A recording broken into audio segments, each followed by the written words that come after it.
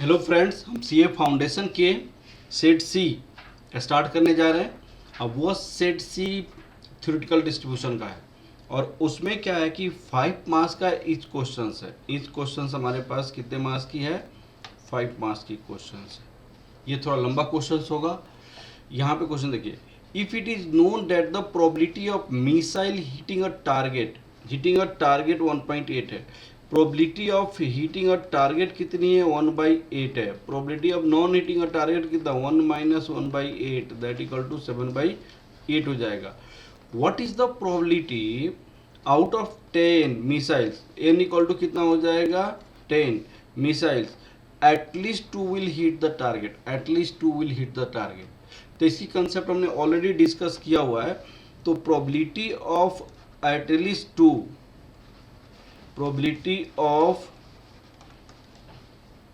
At least 2 का मतलब होता है 1 minus probability of 0 success plus probability of 1 success plus probability of 1 success. ये दोनों नहीं होगा। 2 6 2 3 4 5 6 7 8 ये आपका होगा।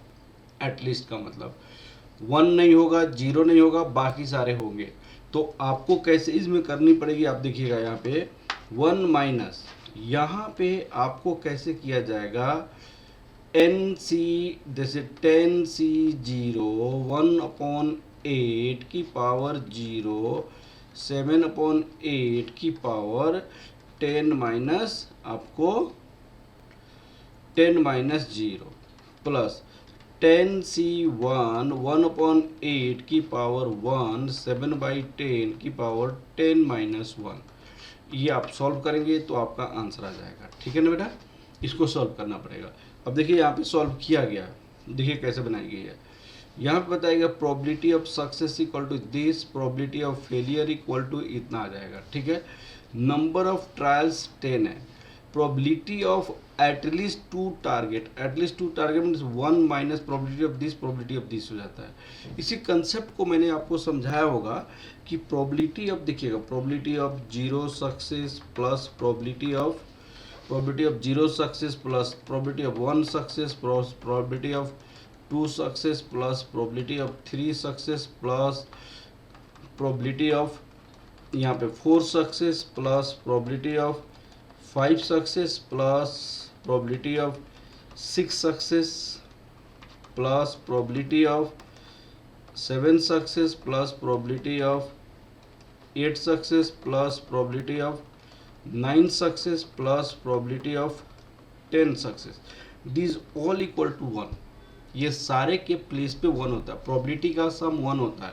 तो उन्होंने कहा कि ये सारे सक्सेस होनी चाहिए, ये सारे सक्सेस होनी चाहिए।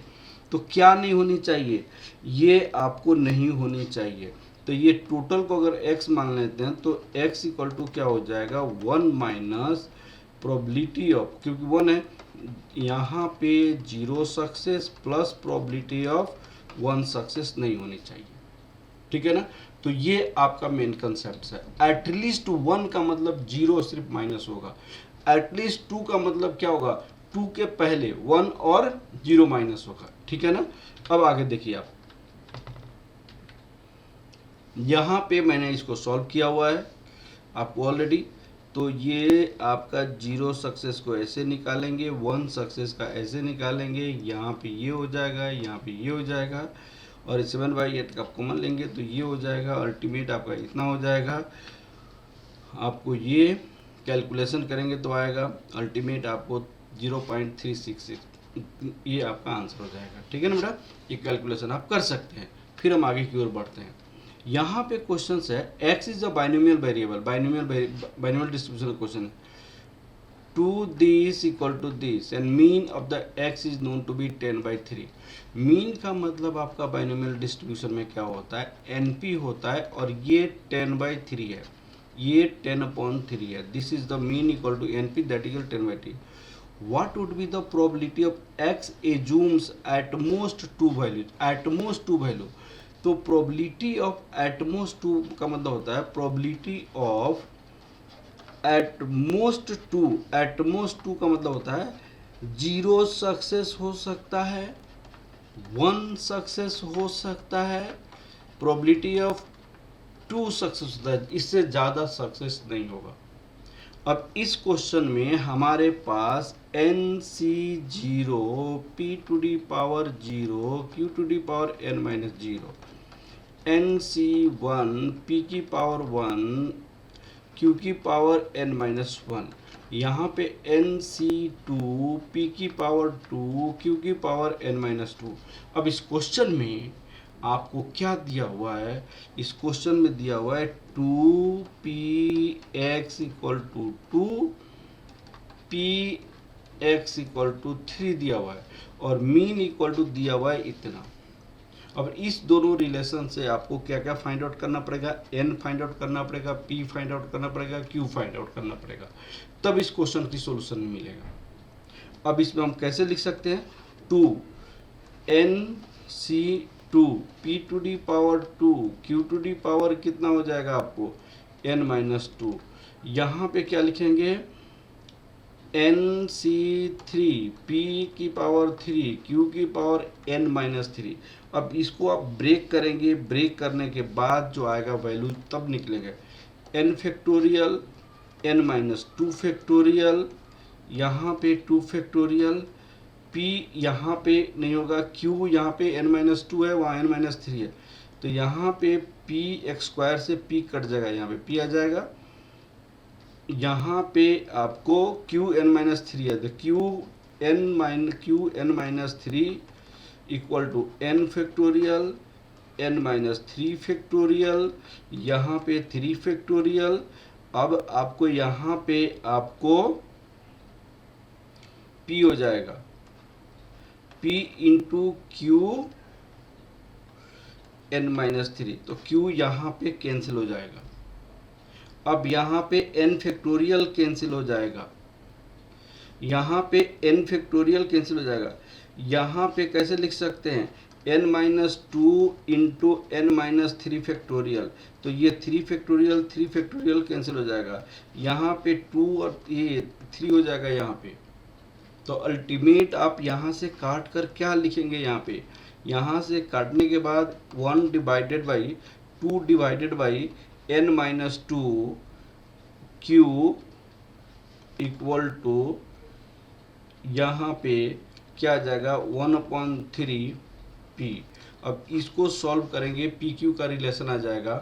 अब वो PQ का रिलेशन आपको फाइंड आउट करना पड़ेगा, जो आगे मैंने सॉल्व किया हुआ है। यहाँ पे देखिएगा, यहाँ पे आपको ये रिलेशन हमारे पास अवेलेबल है, ये वाला रिलेशन हमारे पास अवेलेबल है। हमने इसको ब्रेक किया, इसको ब्रेक किया, हमने इसको ब्रेक किया तो ऐसे आया, हमने इसको ब्रेक किया तो ऐसे आया। अब देखिएगा यहाँ पे ये आपको ऐसे लिखा गया, ये आपको ऐसे लिखी गई। अब यहाँ पे 2 डिवाइडेड बाई n-2, यहाँ पे q p/3, जो वहाँ पे एक्सप्लेन किया था कैसे आएगा, बहुत सारी कैंसिल हो जाएगा।